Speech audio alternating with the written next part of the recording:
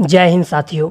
अभी हम लोग बिहार एसआई और बिहार एसएससी से संबंधित कुछ इम्पोर्टेंट जीके जीएस एवं करंट का डिस्कशन करेंगे, जो कि आगामी इस दोनों एग्जाम ऑफ व्यू से काफ़ी इम्पोर्टेंट है और सभी एग्जाम में इसके पूछे जाने की भी संभावना है। शुरू करते हैं टाइम वेस्ट किए बगैर। और इसका पीडीएफ जो आपको टेलीग्राम पर मिल जाएगा। टेलीग्राम का लिंक डिस्क्रिप्शन बॉक्स में दिया हुआ है, तो वहाँ पर जाकर के आप हमारे टेलीग्राम चैनल को भी ज्वाइन कर सकते हैं। शुरू करते हैं पहला क्वेश्चन से। पहला क्वेश्चन है, बौद्ध भिक्षुओं के लिए बनाई गई लोमस ऋषि गुफा किस राज्य में स्थित है? तो ये बिहार में ही स्थित है। अगला क्वेश्चन है, अशोक के शासनकाल की प्रमुख घटनाओं में से एक 250 ईसा पूर्व में राजधानी पाटलिपुत्र में डायस बौद्ध संघ परिषद का आयोजन हुआ था। तो तीसरी बौद्ध संगीति का आयोजन हुआ था, ये पाटलिपुत्र में हुआ था। हम आपको सीक्वेंस से बता देते हैं। प्रथम बौद्ध संगीति का जो आयोजन हुआ था ये 483 ईसा पूर्व में हुआ था। द्वितीय बौद्ध संगति का आयोजन 383 ईसा पूर्व में हुआ था। तृतीय बौद्ध संगति का आयोजन 250 ईसा पूर्व में हुआ था। और चतुर्थ बौद्ध संगति का आयोजन ईसा पूर्व शताब्दी में हुआ था। प्रथम बौद्ध संगति ये अजातशत्रु के समय में, द्वितीय बौद्ध संगति कालाशोक के समय में, तृतीय बौद्ध संगति अशोक के समय में और चतुर्थ बौद्ध संगति कनिष्क के समय में हुआ था। प्रथम बौद्ध संगति जो हुआ था ये आपका राजगिरी में हुआ था।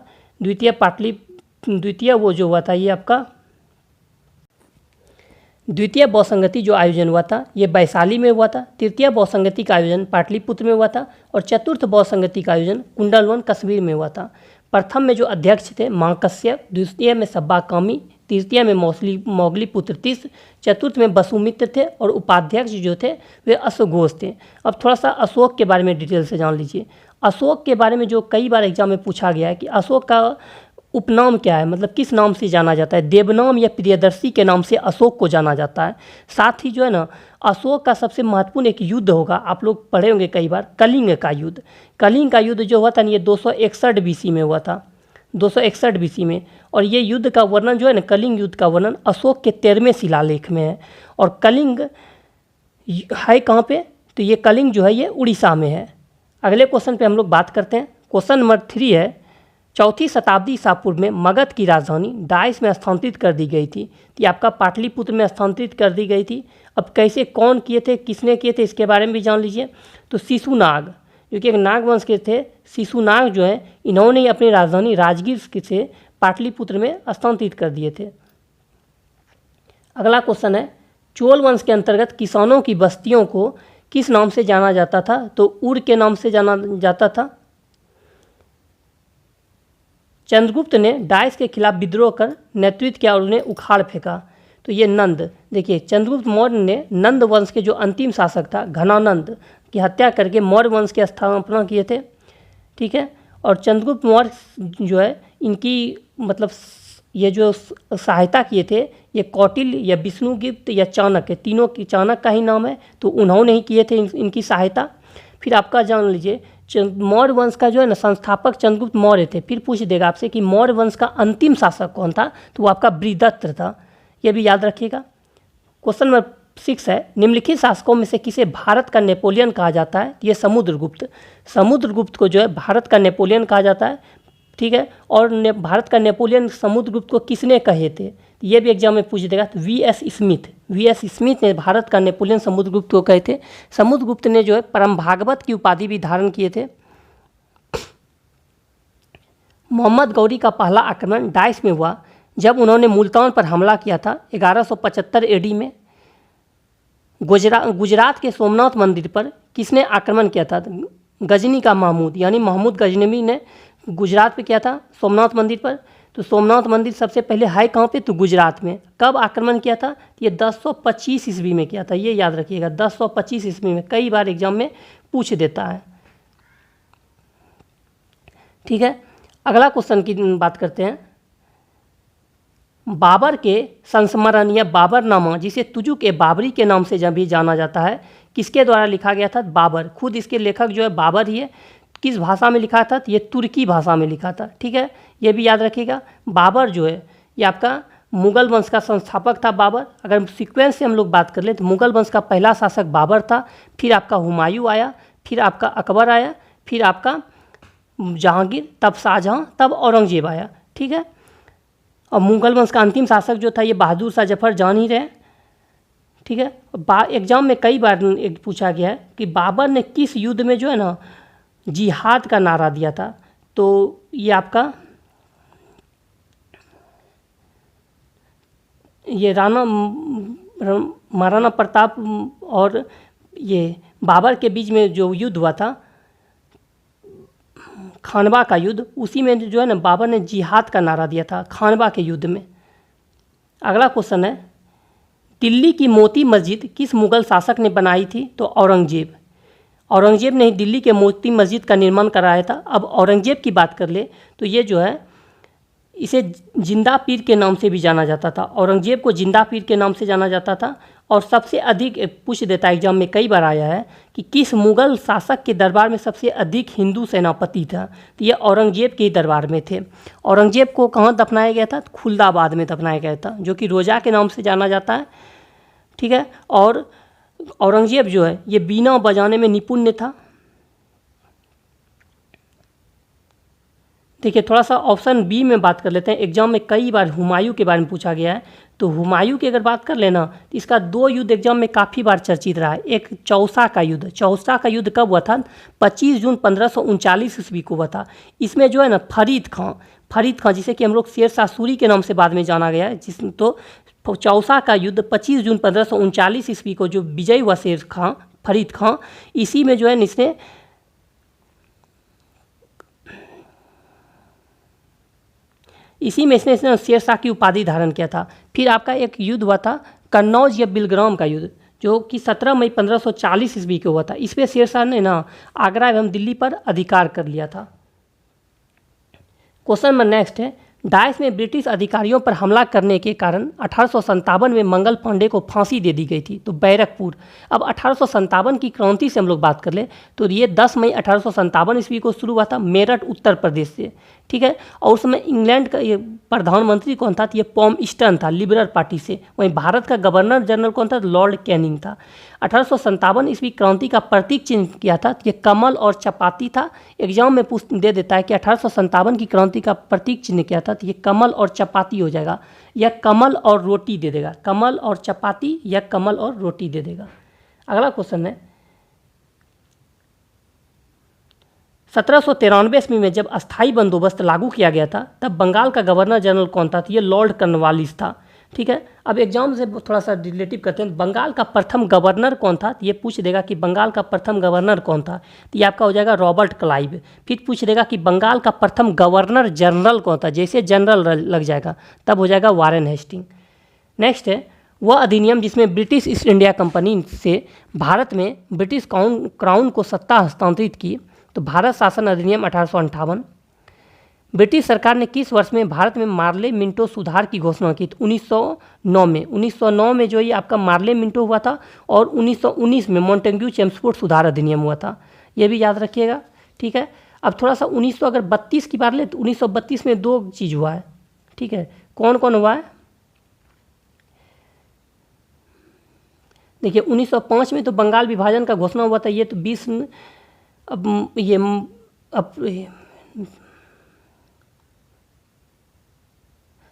मई ऐसे करके डेट था, एग्जैक्ट डेट हमको याद नहीं आ रहा है। तो 1905 में बंगाल विभाजन का घोषणा हुआ था करजन के समय में।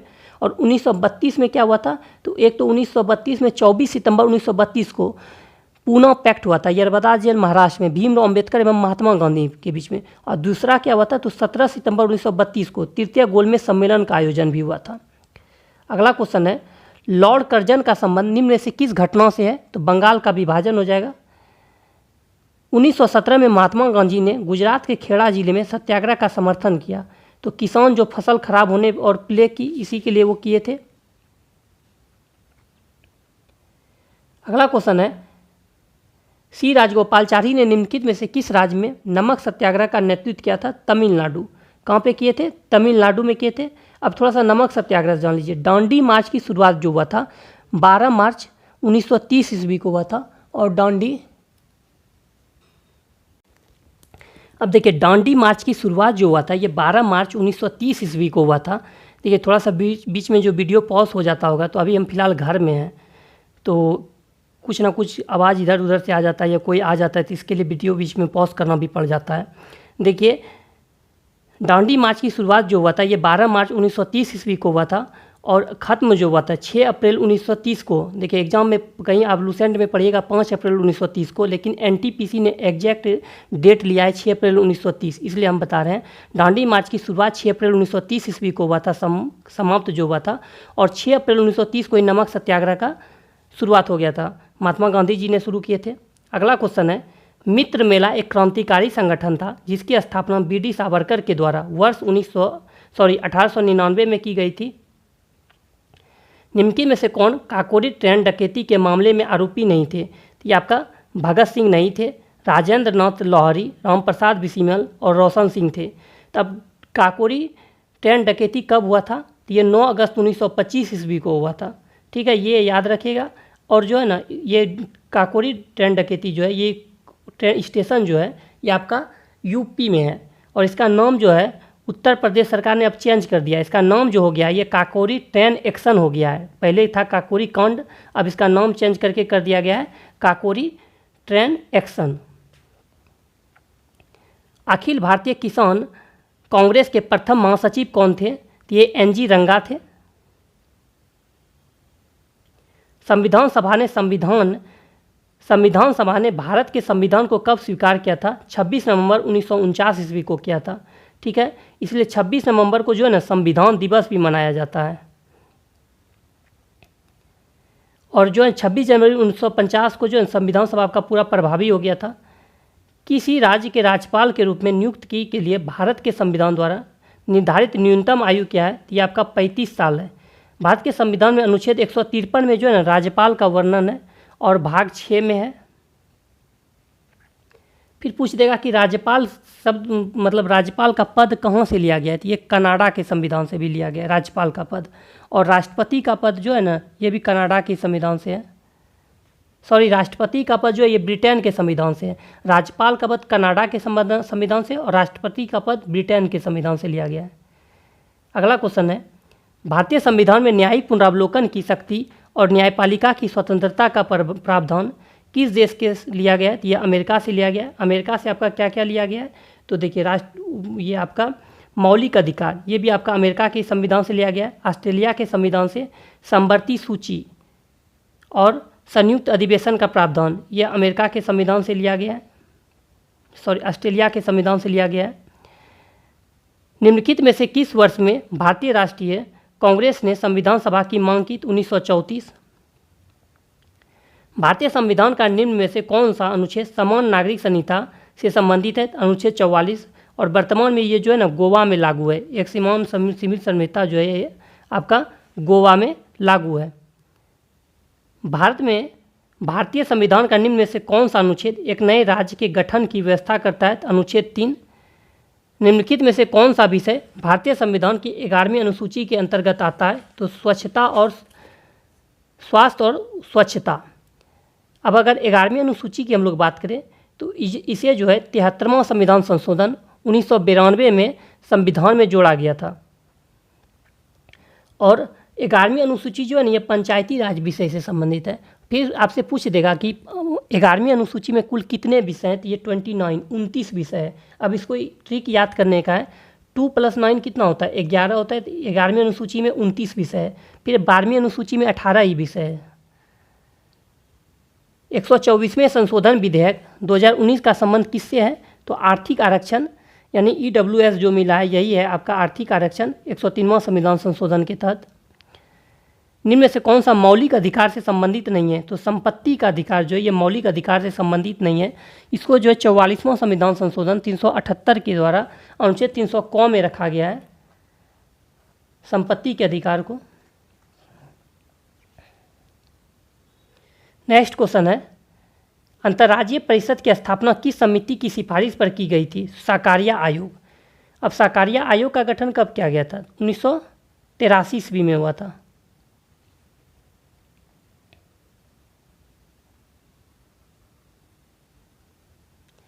राष्ट्रपति के चुनाव से संबंधित सभी विवादों एवं शंकाओं की जांच करने एवं निर्णय लेने की शक्ति में निहित है सर्वोच्च न्यायालय। अध्यादेश की घोषणा करने की शक्ति निम्न में से किसके पास है? तो राष्ट्रपति के पास है। अब राष्ट्रपति का अध्यादेश का वर्णन संविधान के किस अनुच्छेद में है? 123 में राष्ट्रपति का अध्यादेश है और 213 में जो है ये राज्यपाल का अध्यादेश है। निम्न में से कौन कभी भारत के उपराष्ट्रपति नहीं बने? गुलजारी लाल नंदा जो है ये भारत के कभी उपराष्ट्रपति नहीं रहे क्या है? तो ये भारत के प्रधानमंत्री रहे। ठीक है,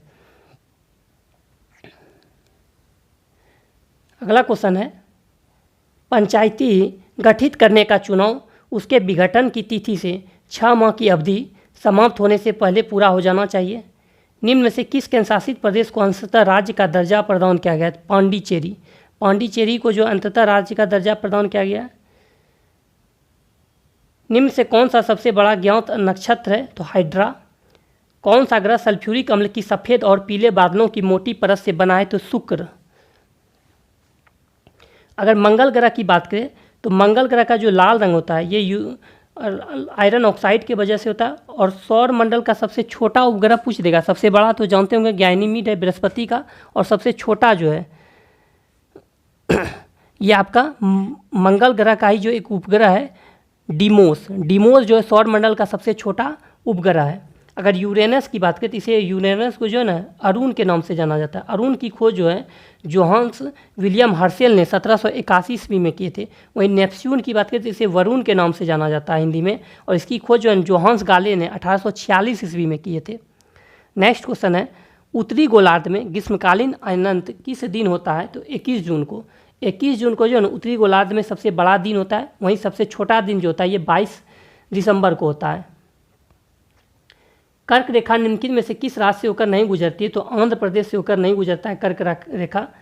कर्क रेखा आपका भारत के 8 राज्य गुजरात, राजस्थान, मध्य प्रदेश, छत्तीसगढ़, झारखंड, पश्चिम बंगाल, त्रिपुरा, मिजोरम से होकर के गुजरता है। ये आपका एक सीक्वेंस हम बता रहे हैं, ऐसे ही पूछेगा। नहीं तो एग्जाम में पूछता है कि मित्र पे गमछा झाड़ याद करके जाइए। बाकी सुनते होंगे कई बार गमछा झाड़ा जाता है एग्जाम हॉल में ही, इसलिए अगर सीक्वेंस में पूछ देगा आपका पश्चिम से पूरब तो गुजरात, राजस्थान, मध्य प्रदेश, छत्तीसगढ़, झारखंड, पश्चिम बंगाल, त्रिपुरा और मिजोरम हो जाएगा। निम्नलिखित में से कौन सा जल निकाय पाक जल मरुमध्य के सर्वाधिक समीप है? मन्नार की खाड़ी। निम्न से कौन सा पाकिस्तान की सबसे लंबी नदी है जो मानसरोवर झील से निकलती है? तो सिंधु नदी हो जाएगा। सिंधु जल समझौता जो हुआ था ये आपका 1960 ईस्वी में हुआ था भारत पाकिस्तान के बीच। इसके तहत भारत जो है ना सिंधु जल का जो है मात्र 20% यूज कर सकता है। नेक्स्ट क्वेश्चन है, मूसी तथा भीम नदी की सहायक नदी है। मूसी और भीम जो है कृष्णा नदी की सहायक नदी है। अगर देखिए कृष्णा नदी की सहायक नदी की बात करें दूध गंगा, पंचगंगा, मूसी, अमरावती, भीमा, कोयना ये सभी जो है कृष्णा नदी की सहायक नदी है। और मूसी की बात करें तो हैदराबाद भी आपका मूसी नदी के किनारे ही बसा हुआ है। निम्न से कौन सा भारत का तैरता हुआ राष्ट्रीय उद्यान है? कीबू लामजाओ जो कि मणिपुर में है, एकमात्र तैरता हुआ राष्ट्रीय उद्यान। निम्न से कौन सा जलप्रपात शरावती नदी के द्वारा बनाया गया और भारत का सबसे ऊंचा जलप्रपात है? तो जोग जलप्रपात है। धुआंधार जलप्रपात की बात की नर्मदा नदी पर है मध्य प्रदेश में।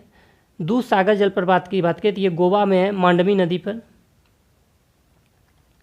निम्न से कौन सा झील भारत की सबसे बड़ी मानव निर्मित झील है? तो गोविंद वल्लभ पंत सागर जो कि आपका उत्तर प्रदेश में है।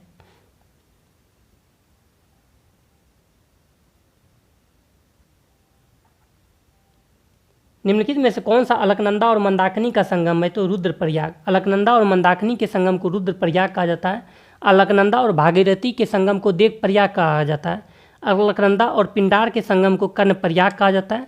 अलकनंदा, धौली गंगा और विष्णु गंगा के संगम को विष्णु प्रयाग कहा जाता है। प्रसिद्ध सांस्कृतिक स्थल रानी की वाव किस नदी के तट पर स्थित है? सरस्वती नदी। आपको कमेंट्स बॉक्स में लिख के बताना है कि कितने रुपये के नोट पर जो है रानी की वाव का चित्र अंकित है। रानी का वाव जो ये पाटन गुजरात में है। निम्नलिखित में से कौन सी नदी अरब सागर में नहीं गिरती है? तो गोदावरी नदी जो है ये आपका अरब सागर में नहीं गिरती है। गोदावरी नदी का जो है ना उद्गम एग्जाम में कई बार पूछा है, इनमें से कौन सी नदी है जिसका उद्गम भारत में ही है और मुहाना भी भारत में ही है? तो गोदावरी नदी। अब गोदावरी नदी की सहायक नदी की अगर बात कर लें तो वैनगंगा, पैनगंगा, प्राणहिता, सबरी, पूर्णा, वर्धा, प्रवदा ये सभी जो है गोदावरी नदी की सहायक नदी है। और दक्षिण की गंगा गोदावरी नदी को ही जाना जाता है दक्षिण की गंगा के नाम से, या वायुवृद्ध गंगा के नाम से गोदावरी नदी को ही जाना जाता है। डाइस है, डाइस जल संधि भूमध्य सागर को अटलांटिक महासागर से जोड़ती है, तो जिब्राल्टर जल संधि। कठोर मिट्टी पर एक मृत कीट के शरीर के अंग की छाप एक जीवाश्म का एक उदाहरण है। लॉरेंज वक्र क्या दर्शाता है, तो आय वितरण। लॉरेंज वक्र जो दर्शाता है ये क्या दर्शाता है, तो आय वितरण। पूंजीगत व्यय में पर्याप्त वृद्धि या राजस्व घाटा राजकोषीय घाटा की वजह से बनाता है। किसी अर्थव्यवस्था में सामान्यतः कीमत स्तर में निरंतर वृद्धि को डाइस कहा जाता है, तो मुद्रास्फीति। निम्न में से कौन सा अप्रत्यक्ष कर केंद्र सरकार के द्वारा वसूला जाता है, सेवा कर। जीएसटी परिषद की अध्यक्षता कौन करते हैं, तो केंद्रीय वित्त मंत्री। टिंडल प्रभाव किस कारण से होता है, प्रकाश का प्रकीर्णन। फल्मिनोलॉजी डाइस का अध्ययन है, तो आकाशीय बिजली। फल्मिनोलॉजी जो आकाशीय बिजली का अध्ययन है।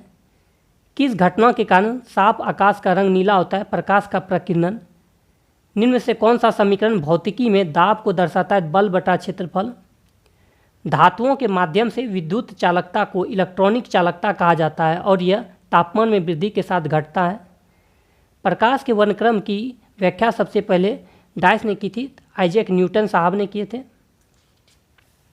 नेक्स्ट क्वेश्चन है, थोड़ा सा अल्बर्ट आइंस्टीन की बात करें तो अल्बर्ट आइंस्टीन को जो है नोबेल पुरस्कार मिला था, ये आपका 1921 ईस्वी में मिला था। और सापेक्षता का सिद्धांत जो ये आइंस्टीन ने ही दिए थे। और फिर एग्जाम में कई बार पूछा है कि अल्बर्ट आइंस्टीन कौन सा वाद्य यंत्र बजाते थे, तो ये वायलिन बजाते थे, ये भी याद रखिएगा। अगला क्वेश्चन है, पोटेशियम परमैंगनेट के एक अणु में कितने ऑक्सीजन परमाणु मौजूद होते हैं, तो 4। पोटेशियम परमैंगनेट का जो केमिकल फार्मूला होता है ये आपका होता है KMnO4, KMnO4 होता है। नेक्स्ट है, डोलोमाइट किसका अयस्क है, तो मैग्नीशियम का अयस्क है आपका डोलोमाइट। निम्न से किस तत्व में सबसे कम विद्युत ऋणात्मकता होता है, तो फ्रेंसियम में। सबसे अधिक किस में होता है विद्युत ऋणात्मकता, तो फ्लोरीन में होता है। ग्राफीन है, तो ये कार्बन का एक अपर रूप है। कोयले का जलना एक डाइस अभिक्रिया है, संयोजन। निम्नलिखित में से कौन सा जीव शरीर के बाहर की खाद्य सामग्री को तोड़ता है और फिर उसे अवशोषित करता है, तो ये हो जाएगा खमीर। प्रकाश संश्लेषण की प्रक्रिया में निम्नलिखित में से कौन सा गैस निकलता है, तो ऑक्सीजन निकलता है, ये सभी जानते होंगे। प्रकाश संश्लेषण की क्रिया जो होता है सबसे अधिक लाल रंग के प्रकाश में होता है और सबसे कम पूछ देगा तो हो जाएगा बैगनी रंग के प्रकाश में। निम्न से अगला क्वेश्चन है, निम्न से कौन सा विषाणु के कारण होता है, तो रूबेला, टिटनस, कुष्ठ और मलेरिया, ये सभी जीवाणु से होता है। निम्नलिखित में से किसकी कमी के कारण पेलेग्रा रोग होता है, तो नियासिन। नियासिन या निकोटोमाइन ये विटामिन B3 का रासायनिक नाम है, इसके कारण ही आपका पेलेग्रा रोग होता है। और विटामिन 1 की रासायनिक नाम की बात करें तो वो हो जाएगा आपका रेटिनॉल, विटामिन B1 का thiamine, vitamin B2 riboflavin, vitamin B3 niacin या निकोटोमाइन, विटामिन B5 पैंथोनिक अम्ल, vitamin B6 pyridoxine, vitamin B7 biotin, vitamin B11 folic अम्ल, vitamin B12 cyanocobalamin, vitamin C ascorbic acid, vitamin D calciferol, vitamin E tocopherol, vitamin K phylloquinone. निम्नलिखित में से कौन सा महिलाओं में प्राथमिक यौन अंग है, तो अंडाशय। पुष्प का कौन सा भाग स्त्री केसर के दीर्घ पर चिपचिपी सतह है या पराग को फंसा कर रखता है, तो वर्तिकाग्र। कोशिका का केंद्रक एक जेली जैसे पदार्थ से घिरा होता है जिसे साइटोप्लाज्म कहते हैं। निम्न से कौन सा गैस रक्त की ऑक्सीजन ले जाने की क्षमता को कम कर देती है, तो कार्बन मोनोऑक्साइड CO। जीभ के पीछे स्वर यंत्र या वॉइस बॉक्स के शीर्ष पर स्थित उपास्थि के पत्ती के आकार के प्रारंभ को क्या कहते हैं, तो एपिग्लास्टिस। मटकी किस राज्य का लोक नृत्य, मटकी जो है ये मध्य प्रदेश का है। जैमिंग शब्द निम्नलिखित में से किस खेल से संबंधित है, तो lawn tennis. The origin of species किसके द्वारा लिखा गया, चार्ल्स डार्विन। एग्जाम में एक क्वेश्चन पूछता है, लूसेंट में भी आप पढ़ा देखिएगा कि चार्ल्स डार्विन ने किस जहाज़ से पूरे विश्व का भ्रमण किया था, तो वीगल नाम के जहाज़ से ही वो भ्रमण किए थे। रुक्मणी देवी अरुंडेल निम्नलिखित में से किस नृत्य शैली से संबंधित है, तो भरतनाट्यम। भरतनाट्यम जो ये तमिलनाडु का शास्त्रीय नृत्य है। शास्त्रीय नृत्य की बात करें तो ये टोटल 8 है, 8 शास्त्रीय नृत्य है। कौन कौन सा है, तो भरतनाट्यम, मोहिनी अट्टम, कथक, कथकली, कुचिपुड़ी, सतारिया, मणिपुरी, ओडिसी, ये टोटल 8 शास्त्रीय नृत्य है। वहीं शास्त्रीय भाषा की बात करें तो 6 है। कौन कौन? तमिल, तेलुगु, मलयालम, कन्नड़, संस्कृत और उड़िया, ये टोटल 6 शास्त्रीय भाषा है। एग्जाम में अब थोड़ा सा याद रख लिए, यूएनओ में भी जो है ना टोटल 6 भाषा है का मान है, 5 भाषा का मान है, 5 देश है 5 भाषा। कौन कौन सा? तो देखिए अंग्रेजी, स्पेनिश, देखिए 3 भाषा तो आप देश के नाम पे है, तो अंग्रेजी ब्रिटेन का है, अंग्रेजी, रसियन और उसके बाद आपका चाइनीज़, ये 3 भाषा हो गया। फिर अरबी और स्पेनिश, टोटल 5 भाषा हो गया। तो देखिए रसियन रूस का हो गया, ब्रिटेन का हो गया, इंग्लिश में होता है, और चाइनीज़ चीन हो गया, अरबी स्पेनिश 2 को याद रखिए, 5 टोटल भाषा है वहाँ के लिए। भारत में हर साल निम्नलिखित में से किस तारीख को सुशासन दिवस मनाया जाता है? तो 25 दिसंबर को। हाल ही में 24वां शीतकालीन ओलंपिक 2022 पहला गोल्ड किस खिलाड़ी ने अपने नाम किया है? थेरेसी जोहांग। हाल ही में अमेरिका ने किस देश को अपने प्रमुख गैर नाटो सहयोगी के रूप में घोषित किया है? तो कतर। हाल में हुई घोषणा के मुताबिक किस शहर में भारत का पहला भूवैज्ञानिक उद्यान बनेगा? जबलपुर। जबलपुर किस नदी किनारे है? तो ये नर्मदा नदी किनारे है, और यहीं पे जो है मध्य प्रदेश का हाई कोर्ट भी है। हाल में दक्षिण मोबुआंग किस राज्य का पहला DP+ गाँव बना है? मिजोरम। हाल में अंडर-19 वर्ल्ड कप 2022 का खिताब किसने जीता? भारत ने। WHO की घोषणा के अनुसार कितने अफ्रीकी देश mRNA तकनीकी की जाएगी? 6। किस राज्य में शयन मुद्रा में भगवान बुद्ध की सबसे बड़ी मूर्ति 100 फीट का निर्माण किया जा रहा है? तो बिहार। बाफ्टा अवार्ड 2022 में किसे सर्वश्रेष्ठ फिल्म का पुरस्कार मिला? The power of the dog. Padma Bhushan सम्मान पाने वाले पहले पैरा एथलेटिक कौन बन गए हैं? तो देवेंद्र झझारिया। बच्चों की पुस्तक the little book of Joy किसने लिखी है? डेसमंड टुटू, तेंजिन ग्यासू। किस स्थान ने भारत में पानी की समस्याओं को हल करने के लिए एक्वा मैप नामक एक नया अंतर विषय जल प्रबंधन और नीति केंद्र स्थापित किया? IIT मद्रास। किसे भारत की 23वीं नवीनतम महिला ग्रैंड मास्टर के रूप में घोषित किया गया है? प्रियंका नुनटकी। भारत सरकार का कौन सा राज्य बेहतर मृदा स्वास्थ्य के लिए कार्बन तटस्थ खेती शुरू करने वाला देश का पहला राज्य बनने के लिए तैयार है? केरल। किस राज्य के जिंकिंग जारी या लिविंग रूट ब्रिज को यूनेस्को की विश्व विरासत स्थलों की अस्थायी सूची में शामिल किया गया है? मेघालय। हाल में किस भारतीय खिलाड़ी ने स्विस ओपन बैडमिंटन चैंपियनशिप 2022 में महिला एकल का खिताब जीता? PV सिंधु। अब देखिए यहाँ से मैथ है, इसी इजी सब मैथ है, देखिए हम बना भी देते हैं इसे। क्या है? तो एक काम को 10 व्यक्ति 4 घंटे में 4 घंटा कार्य कर 12 दिन में पूरा करते हैं, तो 20 व्यक्ति 6 घंटे कार्य कर कितने दिनों में पूरा करेंगे? तो जब इसमें डेट वाला देखिए व्यक्ति, घंटा और दिन सबको ऊपर रखना है, बाकी सबको नीचे रखना है, बाकी कुछ है नहीं। तो 10 × 4 × 12 बराबर क्या हो जाएगा? 20 × 6 × x। अब देखिए 10 दूनी 20, 2 छक्की 12, 6 चौके 24, सॉरी 6 से 6 इधर 6 बचा है ना, 6 से 6 कट जाएगा तो बचा 4, 4 हो जाएगा। कोई राशि एक निश्चित वार्षिक दर पर 3 वर्षों के बाद इतना और 6 वर्षों के बाद इतना हो जाती है, तो जब ब्याज प्रति वर्ष संयोजित किया जाए तो राशि क्या हो जाए? तो देखिए 6 वर्ष में कितना हो जाए? 27,900, और 3 वर्ष में कितना हो जाता है? 18,600। तो देखिए 6 में 3 गया तो 3 हो जाएगा, इस दोनों को लेस कर दीजिएगा तो इससे 1 का आ जाएगा, 1 से 3 से गुना कर दीजिएगा तो वो ब्याज निकल जाएगा। ब्याज को मूलधन ये मिश्रधन में घटा के निकाल लीजिएगा। अगर नहीं बने तो ये PDF टेलीग्राम पर रहेगा, तो वहाँ आप कमेंट्स वो कर सकते हैं। नेक्स्ट इसी तरह आपका रीजनिंग है। 2 पासा दिया गया है, इसमें 5 के सतह के विपरीत सतह पर कौन सा होगा? तो देखिए 5 के विपरीत सतह पर क्या होगा? तो क्या हो जाएगा आपका? 4 हो जाएगा, क्योंकि देखिए यहाँ पे 4 नहीं होगा, 5 है, 1 है, 3 मिल रहा है, 2 2 दोनों 5 और 6 और 3 6 4,